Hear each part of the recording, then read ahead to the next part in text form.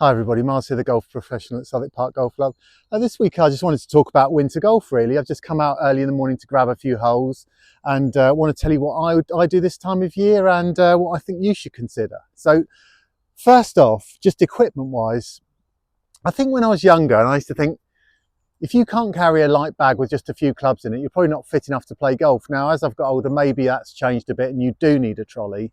But actually I think pushing a trolley through or pulling a trolley through heavy ground is far harder and far more load on you than actually carrying a bag. Maybe if you've got some sort of shoulder problem, I don't know.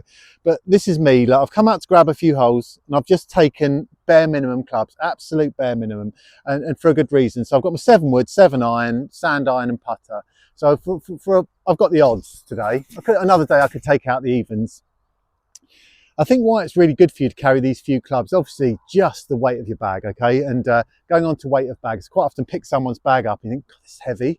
They've got 30 or 40 balls in there. So let's be realistic. I mean, I think if you've lost 10 balls in a round, I'd head back to the clubhouse. I think it's you're having a bad day. So, you know, probably something like 10 balls in your bag and all the other little bits and pieces you need, especially your pitchfork. And maybe one other thing, right? So I've got something in my pocket that, is it in my pocket? Yes. So there's only one demographic of golfer that wouldn't be able to use this, and I would hazard a guess he's got a set of Titleists, he's wearing J. Lindbergh clothing, he's got a Scotty Cameron putter with a limited edition head cover, and only can play with a Pro V1. And it would be the old rubber tees, the height of uncoolness. But that person's probably got a set of iron covers on, so I count that as spectacularly uncool as well. But these pyramid tees, especially when you get on a mat, make life a lot easier, takes the guesswork out of it. In the past, when I've played on a course which we had mats all through the winter on every tee, I made sure I trimmed them up so they were the right height that I needed. So I think that's worth considering. So yeah, the reason why I think it's really good for your golf just to carry these few clubs is all about shot making and manipulation of the ball, which will stand you in good stead. I mean, quite often here when you have a 3-club competition, people coming in with great scores because they haven't sprayed it everywhere with their drive and they've had to rein in on certain shots where they're not trying to force things. So yeah, I'm just going to play a few holes and I'll purposely use the super uncool tee because I think my days of being cooler are long gone. Yeah, right, let's go. So I've come at 14 because basically it was the only place I could find that I could get out. So quite busy here in the morning. So got a little 3-ball ahead of me. So I've given them a hole start. Yeah, 7-wood. I'm probably going to end up needing 2 7-woods to this 370-yard hole. We'll see. Let's go. Should have had a practice swing. Should have had a practice. Because I've got my 7-wood in my hand, I'm not standing here with my driver, big shoulder tilt, giving it a lash, trying to how far I can get it down. I know that I just want to get it into position. I'm just going to aim for the corner of the mound and see how we get on.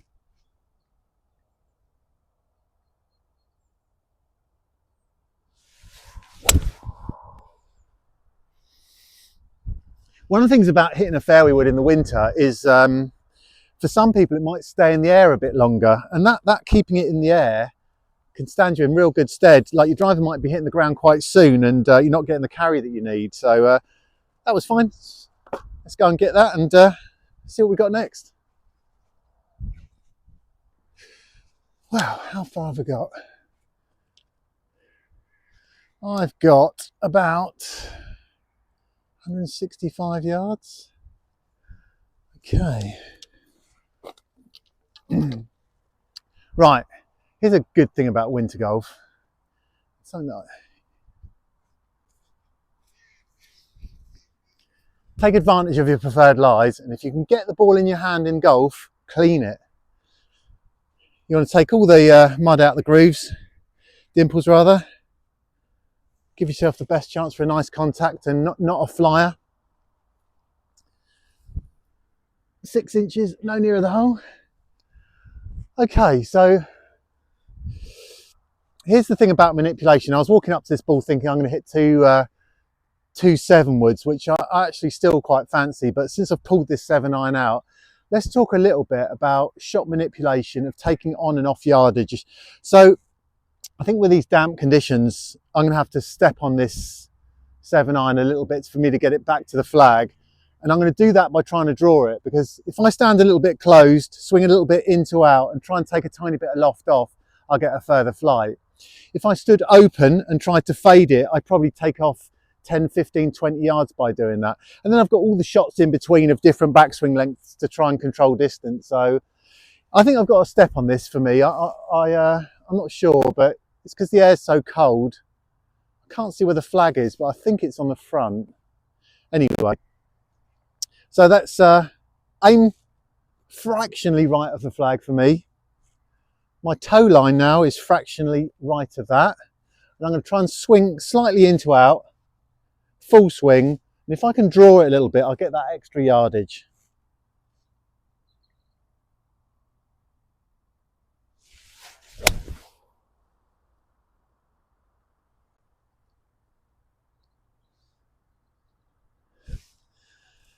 Stay there. I've got to find that monster divot first. It's a good shot, I think. Looks like it's on the green.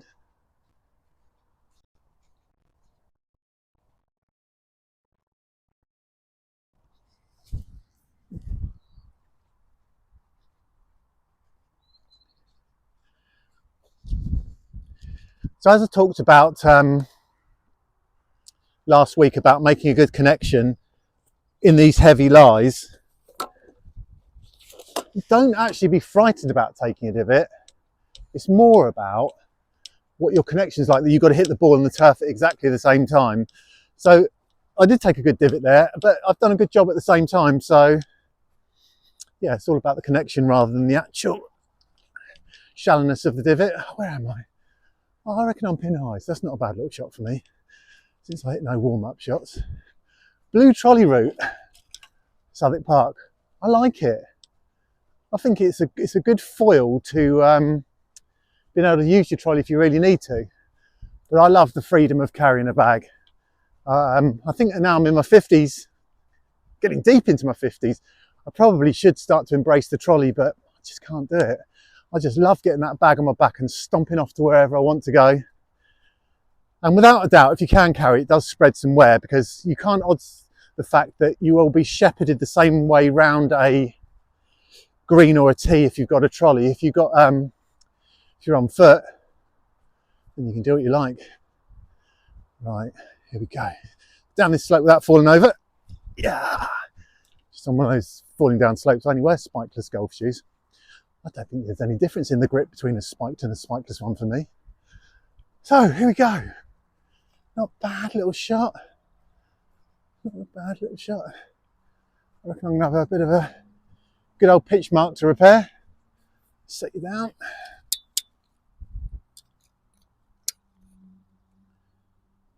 Should get this tripod level. I need a team of cameramen. Right, let's sort this pitch mark out.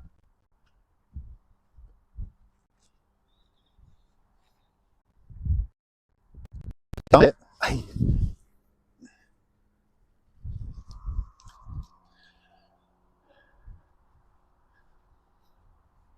God, it'd be good if I could start with a birdie, wouldn't it? You can get it in your hand, clean it.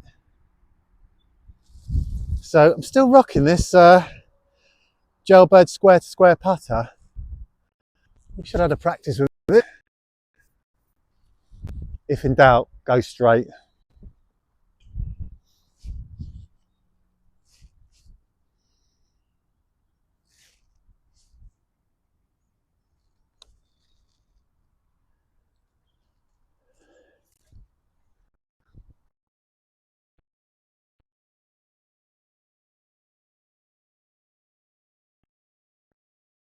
Good little par to start.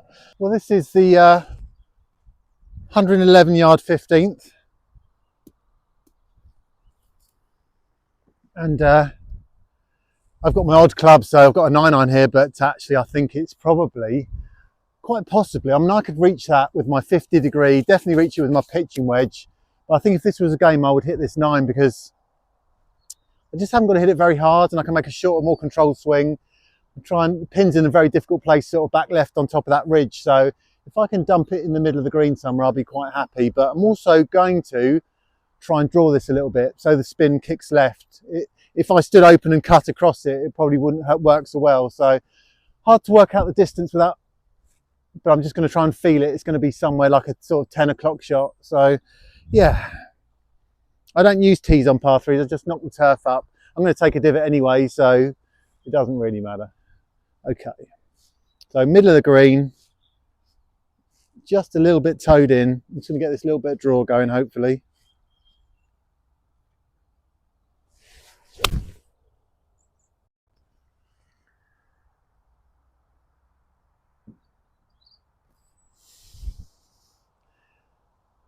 I'm just going to pair this little divot. I think it's a good shot. My eyesight's not very good now I'm older. I've got it right to the back, but whether I've gone just that tiny bit too far. Jim's done a really good job on this this tee, this extended width-wise tee. You can see they're doing it to 12 as well, which is a really good thing to do because you can't odds the fact that tees on par threes get a bit of a battering sometimes, and you're much better having a bigger, wider tee to spread that wear. So yeah, good winter for the greenkeepers. I think they've done a lot of good stuff. So yeah, just being a bit too brave there. Hopefully it's still on the green, but never up, never in, and all that. Ooh. Just on golf balls, and I've talked about golf balls before, but in the winter I've just been playing this Tour Response tailor-made ball. It's perfect for the winter. It's not that expensive. It's not I've gone over the green. Me trying to pitch it on this back. Oh, not too bad. I tried to get it to the back on the top of this slope, and I've just got too greedy. Yeah, I splattered it just a bit long. Let me sort that out.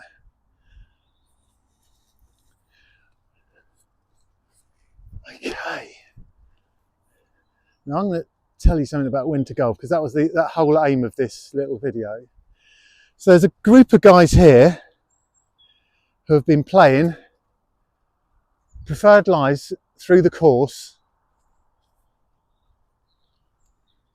all winter. They're obviously not putting in cards, but they are preferring the lie even when it's not on the fairway. And I think when you're not putting a card in, that is the ideal thing to do, because what is the point? I mean, I've hit an all right shot there. With a bit of backspin more, it would have been even better. What is the point of torturing yourself on, like, I've got a hideous lie where in a few months' time this will be a perfectly bit of manicured grass? So yeah, stick with an 9-iron for the rest of this hole then. If I can chip it up close enough, I won't have to putt.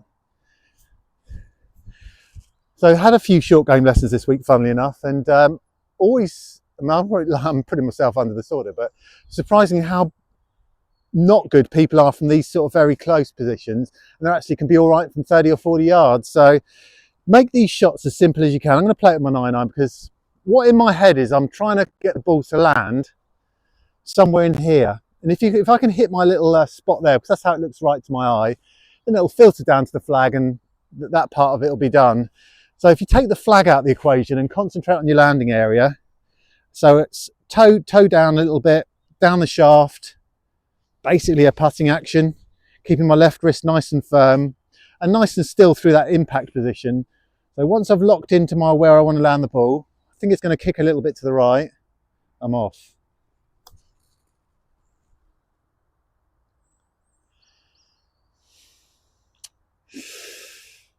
It's quite a nice shot. I just don't want to get my putter, so I will.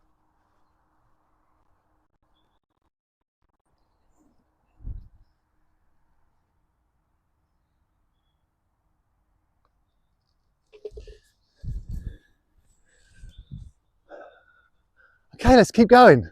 Par par. I'll tell you what I'm going to do. I'm going to play off the metal tees to make it super hard, and I'll finish on the 16th.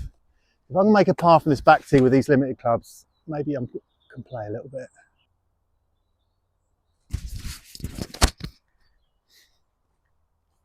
Okay, Here's a little thing about acceptance in winter golf. I don't always think you should put a card in. I think there should be some times in the week where you just play preferred lies everywhere, knock it around with your friends. And I do get the thing that if you put in constant cards, your handicap is honest for the year. But maybe when the conditions are so bad, you're just really going to end up pushing your handicap up. And if you want to do that on purpose, then you're questionable.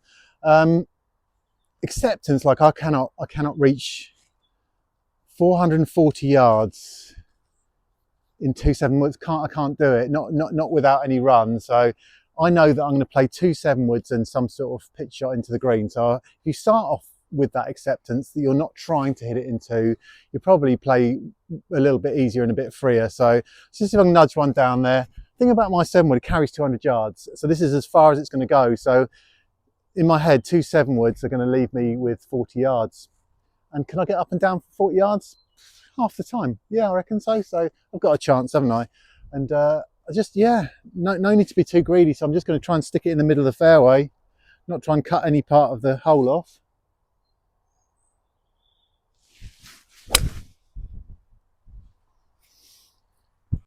It's so easy to use this thing. Do you know what I'm really looking forward to having a go with is this QI 35 9 wood that Fleetwood and I think it's Dustin Johnson have got in their bags. I'm so much better with a fairway wood than a long iron, so maybe I'm going to have a load of head covers next year. Well, here's a harsh reality of golf. That is embedded, but not a problem, is it? Preferred lies and all that stuff. This is riveting viewing, isn't it? We're talking about a plugged lie. Right, hang on a minute.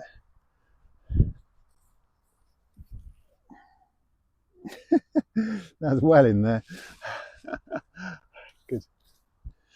So I know the ground's soft here. It's not soft enough for me to take any relief from, but yeah, just a bit of soft fairway. Right, let me just come back and have a look where I'm going. Okay.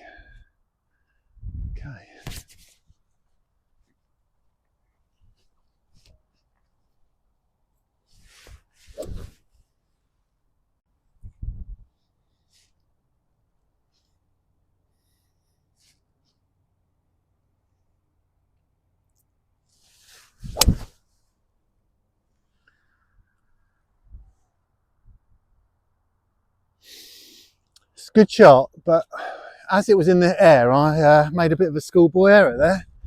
I never looked where the flag was, and that was really stupid of me. So there's a bit of course management for you. I should have looked where the flag was. I've hit it but basically I've hit it fine, absolutely, I didn't hit it badly, but I should have gone much further to the left to leave me a really easy chip in. Now I've got a chip in over the bunker where the flag is tucked behind it, so yeah, not looking forward to that. But anyway, let me tell you, so this is an exciting week for me, and yeah, I've got a girl boxing. She's called Katie Smith from Gosport. Hardly anyone knows about her. She's a very quiet girl, average amateur record. It's the greatest transformation for me that I've ever had training someone. Goal 4 boxing, I reckon. Maybe John Moran. He went from shanking the ball to 2 handicap pretty quick. But Katie Smith, yeah, Commonwealth title fight, or a variation of the Commonwealth title. And she's like a switch has clicked in her head. And yeah, she's got a 50-50 fight on paper. She's got a slight injury. We're going to Ipswich, the girl's from Ipswich. But something's happened to her, that girl. I don't know what it is, but we went and sparred Sky Nicholson, who holds a variant of the world title. And honestly, we just bullied her, pushed her around for the whole spar. Doesn't mean you are a world champion, but maybe it means you could be mixing in those levels. So yeah, that's my weekend. You can watch it on YouTube, I think, and DAZN, I think. Right, let me find this ball. I think I've just gone into the edge of the semi. No problems, eh? Right, sorry, I've just been a bit quiet there because there's some seniors playing just alongside me to the right, so I'm just going to let them go. You can see what I mean now, probably. I just, if I'd have gone, I don't know, left half of this fairway, I'd have a really straightforward chip in towards the flag, but I've actually got the opposite here. I've got one that's super high risk really, because I could go in the bunker, or I can be a bit safer and try and give myself a putt if I chip well for a flag stick left. So I think that is my best option really. Yeah, with a bit of check right spin, if that's not being too highbrow for you. So I'm going to try and cut across this a little bit so it doesn't, the way this hole works with the slope going right to left a little bit, if I cut it in a tiny bit, then the first check will be to the right, and that might do me proud. So I actually had another embedded ball here. That's why I couldn't find it. The 7-wood goes pretty high, so got a nice lie. So I'm gonna stand a little bit open and try and cut across it a little bit, and try and so it checks a little bit to the right. And yeah, just gonna try and first chip of the day. Hopefully this is going to be okay.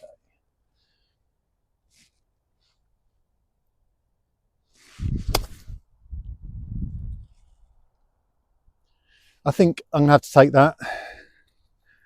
I think I'm gonna have to take that. Oh, it's so wet.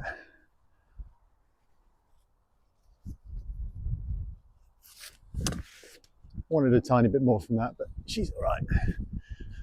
So, got a chance to have played these 3 holes in par with just a few clubs, travelling light, no load on your back or anything like that. It's fine. Get yourself a little light bag, and yeah, I suppose I did what I said I was going to do there. You can see what I mean now, how close the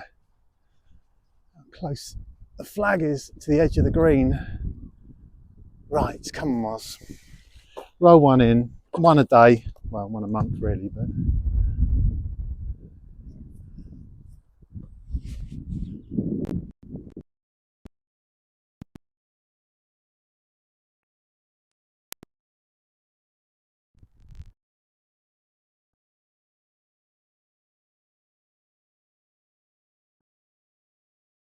let's give this ball a quick clean. Come on, Moz. Roll one in. Oh, there's a big lump of mud on that. Get that mud off. Okay. Anyone give me a line from here or not? No.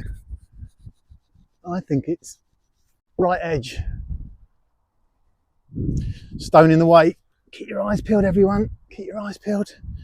That could have ruined the whole thing.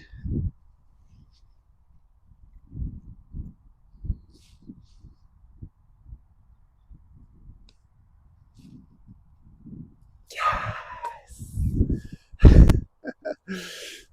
That was nice. That was nice.